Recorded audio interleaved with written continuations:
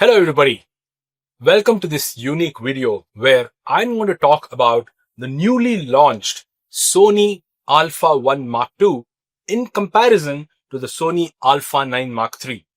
And I'm going to tell you how I use this camera, why I would use this one, which is the Alpha 9 Mark III, and let's discuss what kind of configurations and settings and what kind of expectations that we can have in these two cameras. I'm also going to take you into a deep dive into the camera's menu systems. I'm going to tell you how I'm going to configure the cameras, and thankfully, because both of them have the same chassis, I can configure it like the same. So I can actually make it muscle memory so that how I operate a particular camera will exactly be the same how I operate another one. So earlier, since a lot of mechanical buttons and features used to be different in each model, we had to figure out where is the AFS versus AFC in this camera versus that. And there was a lot of confusion. Now, thanks to Sony's decision to stick to the same exterior of the camera, the Alpha 1 Mark II and the Alpha 9 Mark III absolutely look exactly the same. So sometimes I don't even know which camera I'm holding. So I have made myself a small, let's say a marking where I show this green marking on the A9 III or the Alpha 9 III and a red one on the Alpha 1. So that from here, if I see without going and reading into the camera's actual specifications, I can tell this is the Sony Alpha 9 Mark III and this is the Sony Alpha 1 Mark II. So let's take a deep dive and figure out how they look like from the interiors. What's the major difference between the two cameras? Who should use what kind of a camera? Stay tuned. So as I told you in my initial review of the Sony Alpha 1 Mark II, I was always in a situation where I had to decide whether I use the super fast Sony Alpha 9 Mark III, which can shoot 120 frames per second, even though for just a couple of seconds. What was the reason I would use the Alpha 1? The Alpha 1 was a higher megapixel, much more reliable camera when it comes to my experience of using it since the last 4 years. But there were occasions, for example, I recently shot a frog jump and I thought the 120 frames per second was a great feature to have on a camera. So I went for a lower resolution Sony Alpha 9 Mark III to shoot that photograph. And this is the photograph that you can see on the screen where the frog was, it's actually a leapfrog, and we've got it in air. Now, was the frames per second the only reason I chose to shoot that picture with the Alpha 9 Mark III? Not at all. It was the much more usable feature of the pre-capture setting. So in my opinion, what is the Sony Alpha 1 Mark II all about? I think if I have to put it in one statement, it is a perfect marriage of the Sony Alpha 1 with the Sony Alpha 9 Mark III. It borrows the best feature of the Sony Alpha 1, which is 50 megapixel, 30 frames per second, great sturdy sensor and all of that. And it also borrows the pre-capture feature from the Sony Alpha 9 Mark III. And together it becomes the Sony Alpha 1 Mark II, which is a beast. Of course, it has something very important, which is a part of the Sony Alpha 9 Mark III missing, but that's not really the deal breaker. What am I talking about? The global shutter feature of the Sony Alpha 9 Mark III, which has been groundbreaking for especially some people who don't like the banding effect, some people who want to increase their flash sync speed. They would love the global shutters usage. But for many wildlife photographers, that didn't make much of a difference. Even with the Sony Alpha 1, we were hardly seeing any banding. And definitely with the Alpha 1 Mark II, we don't expect that at all. So guys, let's take a deep dive of the Sony Alpha 1 Mark II and see how I configure the camera. In fact, between both the cameras, my configuration today is exactly the same. What do I do with each buttons? Let me explain. So guys, let's look at the Sony Alpha 1 Mark II now. And since I wanted to show you a lot more features, I mounted this with the Sony 90mm macro lens, so that I can access all the features of the camera. Otherwise, just as a body without the lens, some features may be disabled. So what I've done is I have actually done a mind map of my camera settings here. I'm going to show you each one of them and explain why I set what button to what setting of the camera.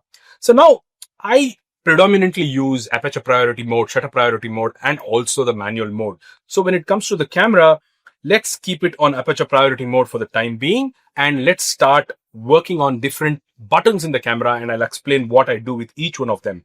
Let's look at some of the camera features where I use the C1, the C2, the C3, and also the C4 for various aspects.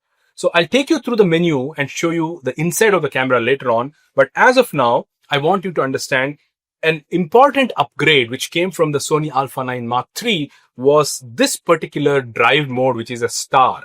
When you set the camera to the star mode, it simply means you are not actually changing from single shot to, let's say, medium frames per second to high frames per second to H plus, which is the highest frames per second.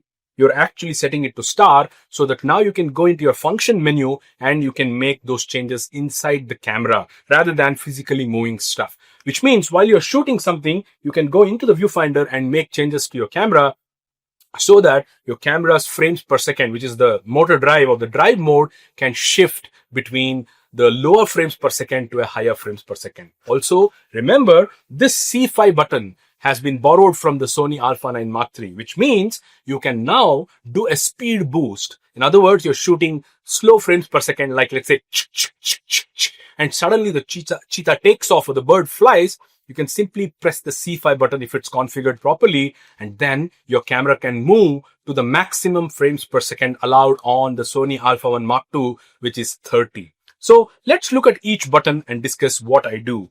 So first of all, guys, let's take the easier ones. There is the AEL button on the camera here.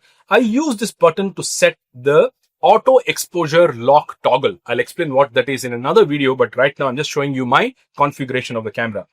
What I do is when I'm shooting a photograph, I just need to press this AEL button and it toggles and locks the exposure. I press it again, it unlocks the exposure. So that is basically 14 of 39 inside your menu. It's AEL toggle on and off. If you want to learn how to set this, you have to go to your camera, go to the menu. In your menu, you go down to the last point, which is the operations customize, which is 51 of 64. And inside that, you can actually select custom key dial set, and that's where you can make all these changes. You have a different set for stills and you have a different set for videos. You have a different set for the play button as well. Especially when you're reviewing your pictures, you can make different changes to your layout of the camera. So right now, since we're in the shooting mode, let's go ahead and see what all I do in the shooting mode. As I said, the AEL button is going to toggle on and off the auto exposure lock. Then of course the AF on button next to it, I set it to AF on, which is 23 of 39 inside your camera's menu. And then of course the video recording button, I don't make any changes to that. Let it be video recording. Why do we need to change that? If you want to know where that is, 33 of 39 inside your camera's menu. So guys, I don't, fool around with this menu button. It's supposed to be taking you to the menu. So let's keep it as is. C3 is an important button for us to talk about. Tracking off on inside the menu. I'll show you where that is. Tracking on off. It's a very specific requirement of why I do that. And let me take you there so that you understand where exactly it is. It is tracking off on toggle, which means I can press that C3 button. And while I'm tracking a subject, if I press the C3, it switches off tracking for a second. Press it again, it enables the tracking on. So especially when you're in single spot with tracking, or let's say flexible spot with tracking, and you're tracking something, it goes behind a grass, for example, press this button, it will stop tracking. And when it comes out again, press that, it starts tracking. Otherwise, your camera would be tracking the leaves or the vegetation in that case. So that is the C3 for me. And then, of course, the function button's purpose is the function. Then I also use the play button to simply play. Interestingly, I use the delete button, or when you're in the shooting mode, what's the purpose of the delete button? Useless, right? So what I do with the delete button is I use it to flip my electronic viewfinder from the viewfinder to the LCD and the LCD to the viewfinder. For example, now, if I press this button, it will simply flip to the viewfinder here. Now, if I take my eyes here, it's already there. If I press this button, it will come back again here. So this is automatic. But when I'm outside like this also, I can press the delete button and it flips the screen to the electronic viewfinder. That is my finder swapping button.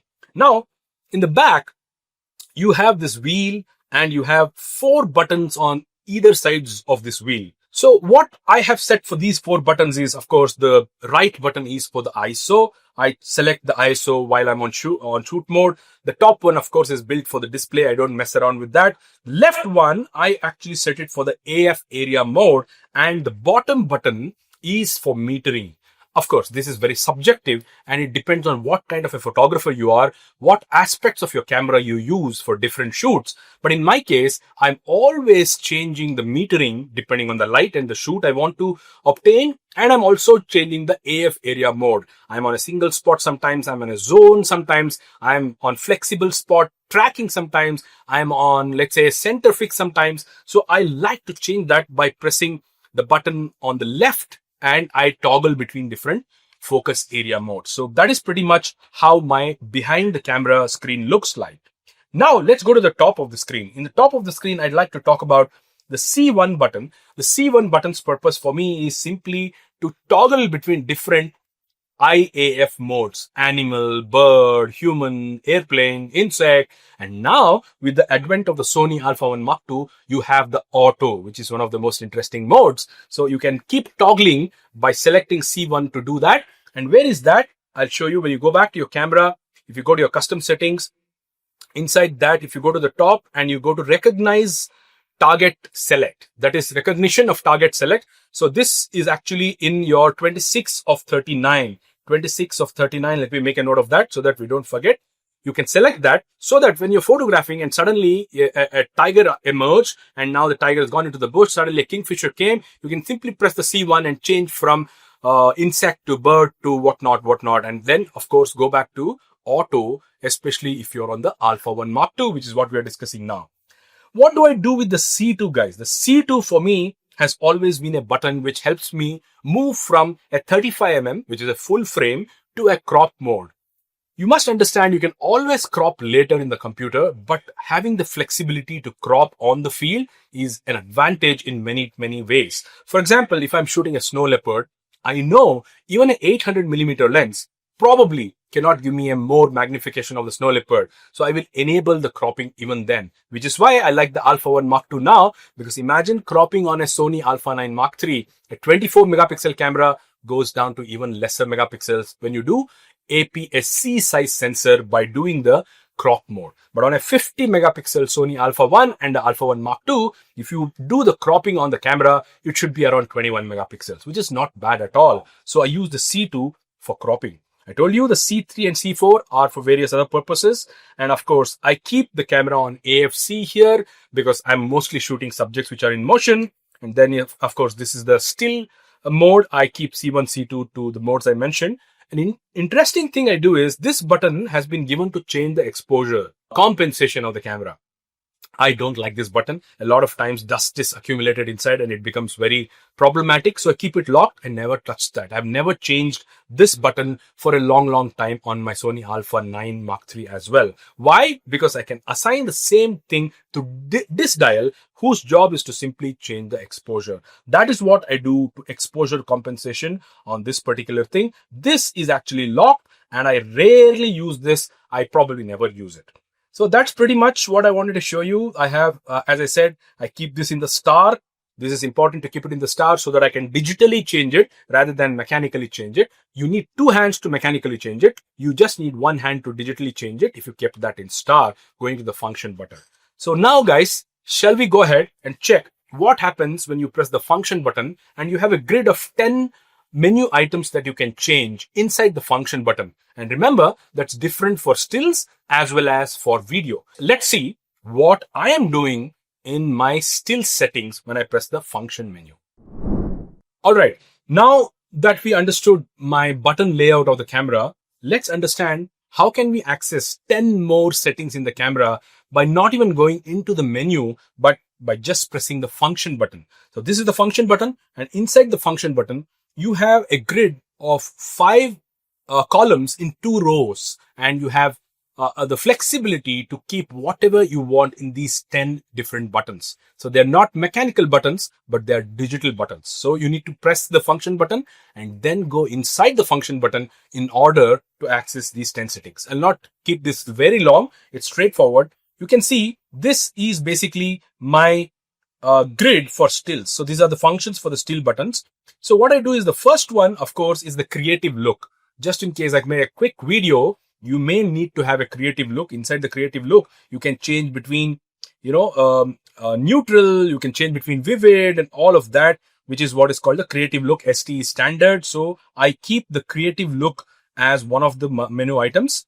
Of course, important to know that creative look can be changed going into the menu as well. But if it's a frequently changed setting, it's always better to have it on your function menu. Of course, the white balance, even though it doesn't matter a lot to still photographers, you can obtain raw images and can always change it.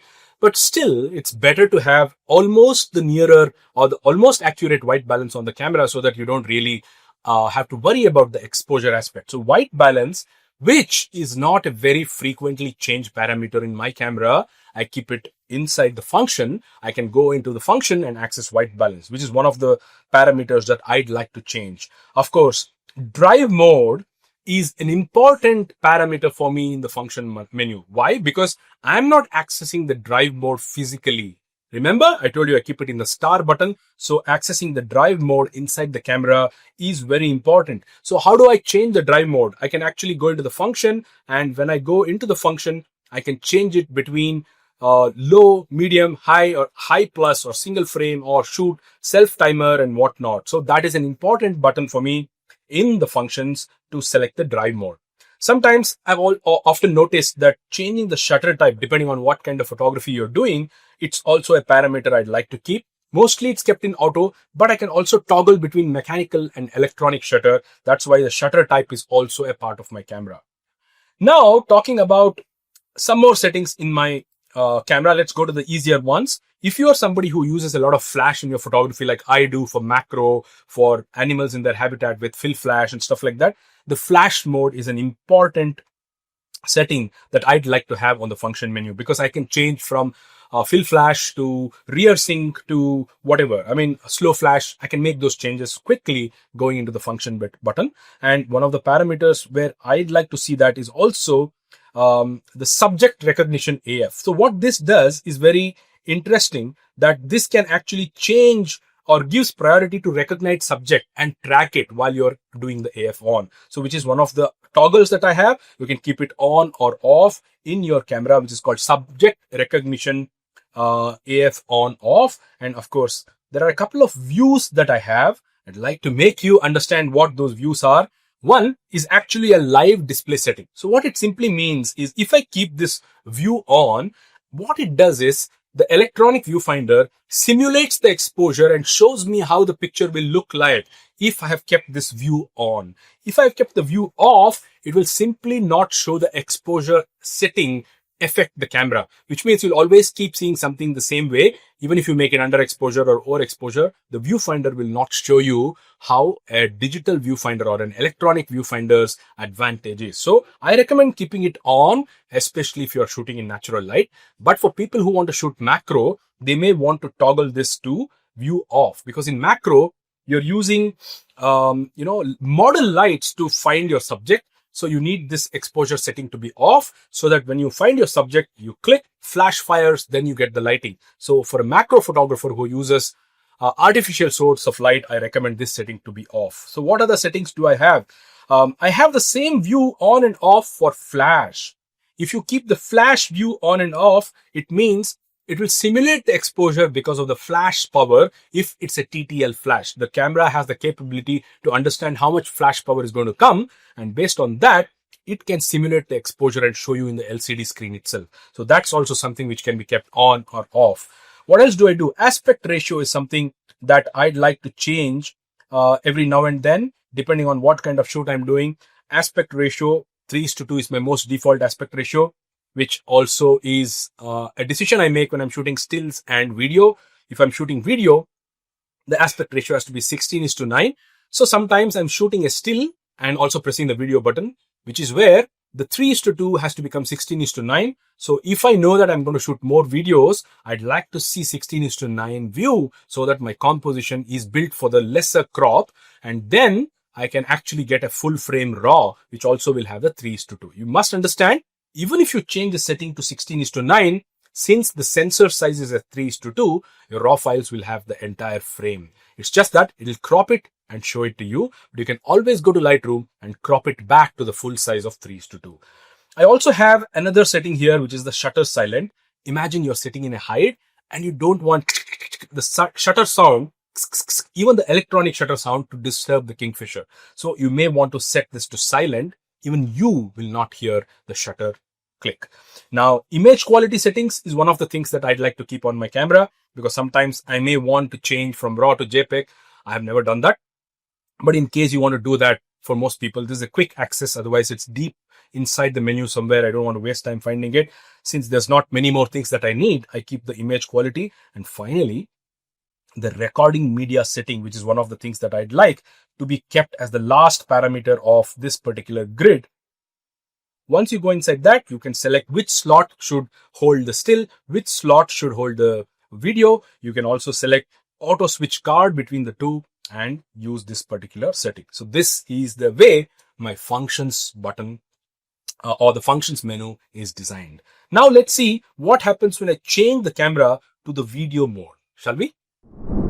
Okay, now I have set the camera to the video or the filming mode, and now I'll show you what my functions menu, all the other buttons will do exactly the same thing. Now I'll show you what my functions menu is supposed to do when it comes to the video function, because I don't need the same functions as the still in the video, right? So first and foremost, I want the picture profile or the LUT to be selected if I'm shooting video. So sometimes I want to keep it off, but when I'm not interested in keeping it off, I want to select PP7, for example. I want to load a custom LUT, which is one of the features of the Alpha 1 Mark II. Then I quickly can go to the picture profile and select the mode I want. So that is the first parameter of my function menus grid.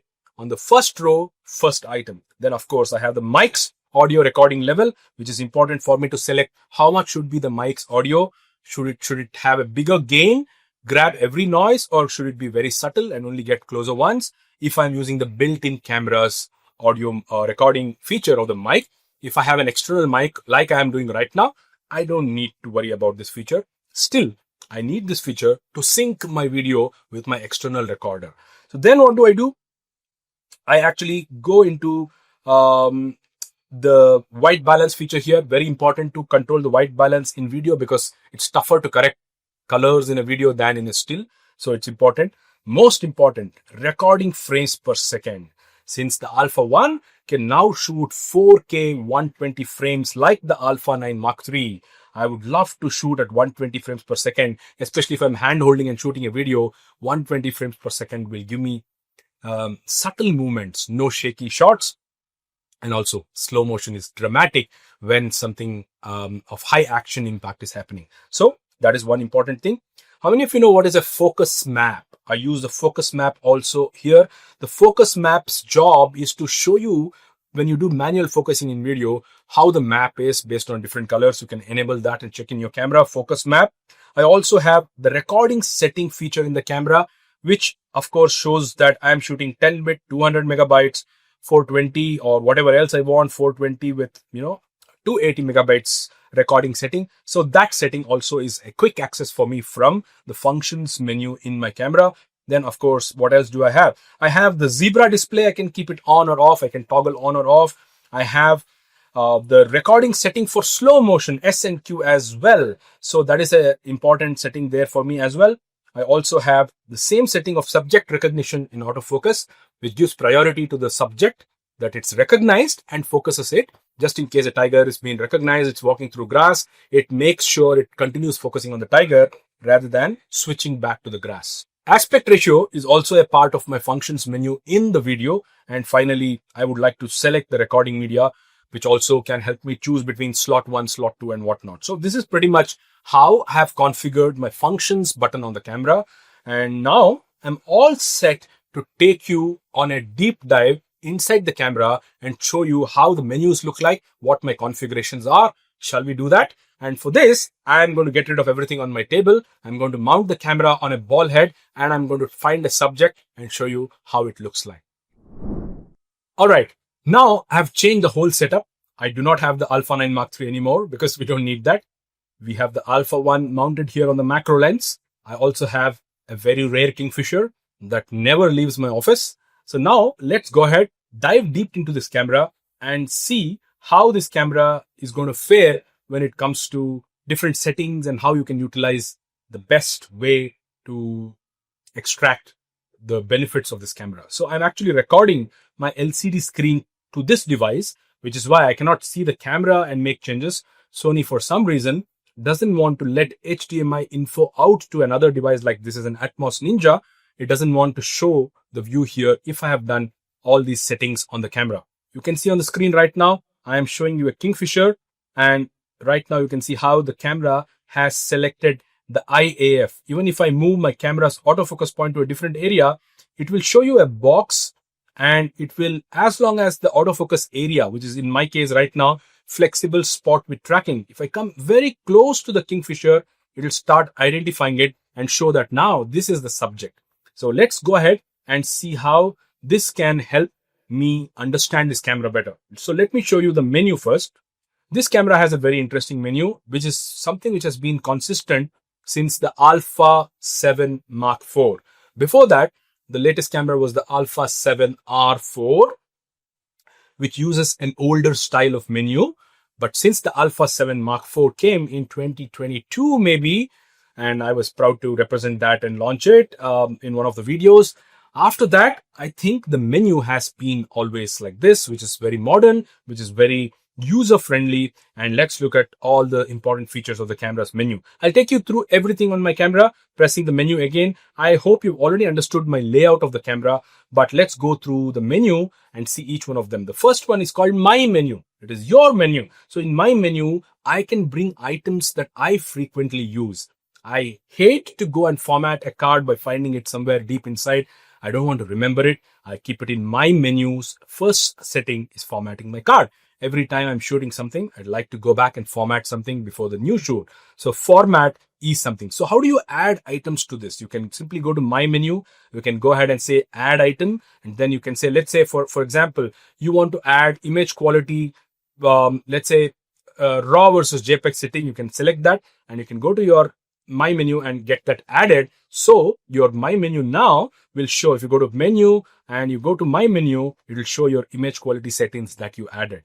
I don't need this because I don't want to keep changing my settings. So I'll go ahead and delete item. I want to delete this item and that's gone. This is something which all of you know. I don't need to tell you, especially if you use an older Sony camera like an Alpha 7 Mark IV, Alpha 9 III, or anything else in the recent times, including the Alpha 1. All of them feature this menu. So this is one of my favorite.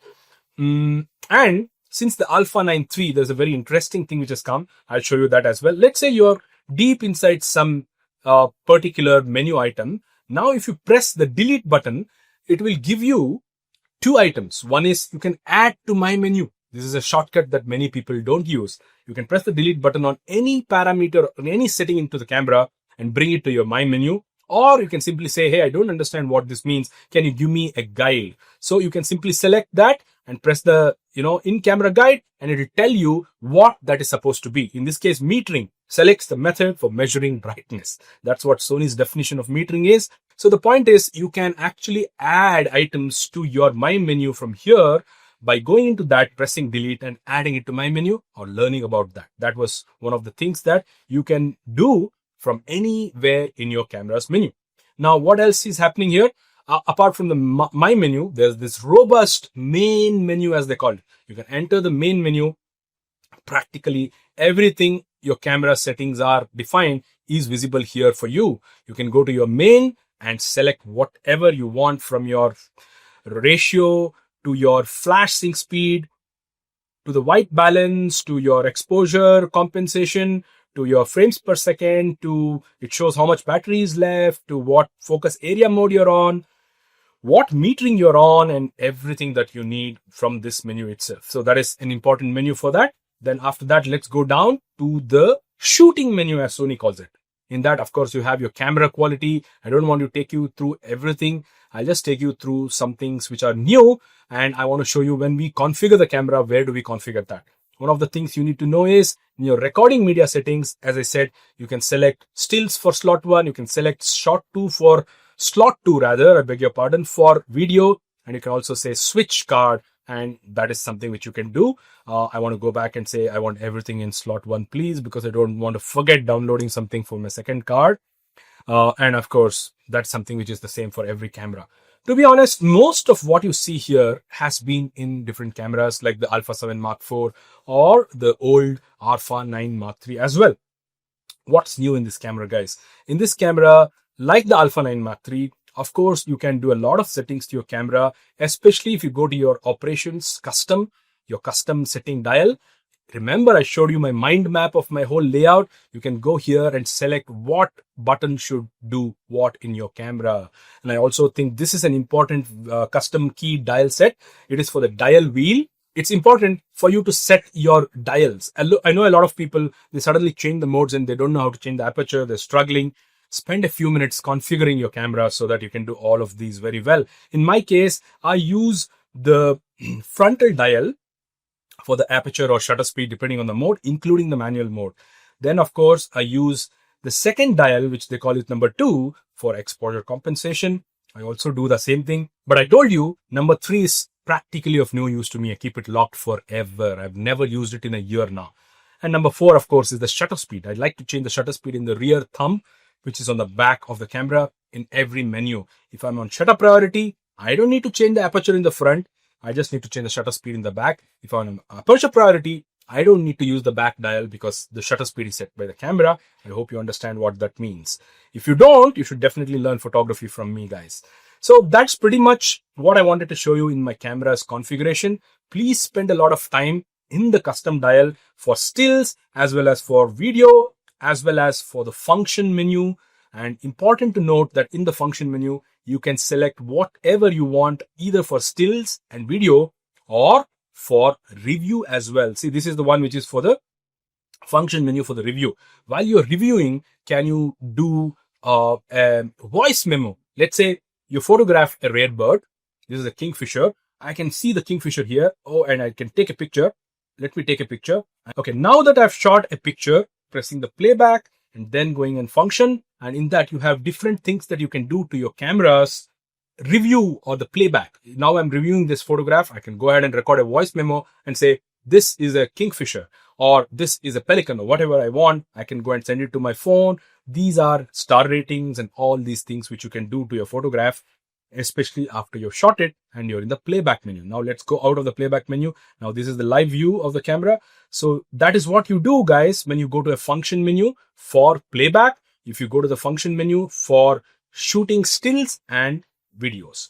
So remember, I told you I use the C1 to toggle between human, animal, bird, insect, car or a train, and also airplane now. And of course, auto. Remember, auto is a new AF area subject recognition method.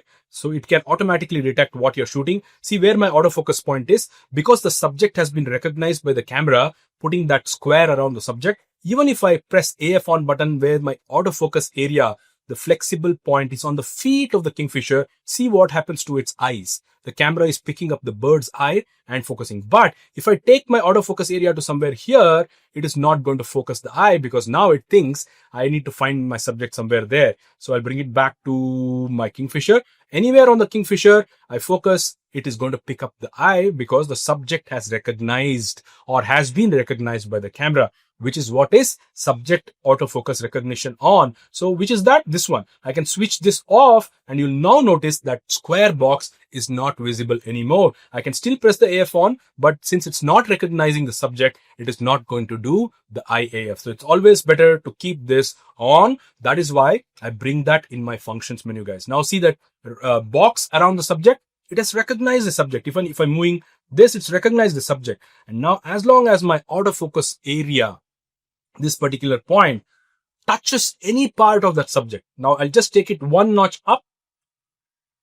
And now it recognizes the subject. As long as it recognizes the subject, you can press AF on quickly and it recognizes the eye of the subject. All right. So other things you can talk about in this camera are, I told you that now, if you are actually setting the camera to the star on the drive mode, I simply go to my drive mode here and I can make changes here itself between H plus, H1, or, not H1. Also, you can go to the medium, you can go to the low, or you can go to single shooting and all of that. These changes can be made from your function. In my case, I'd like to keep it in low.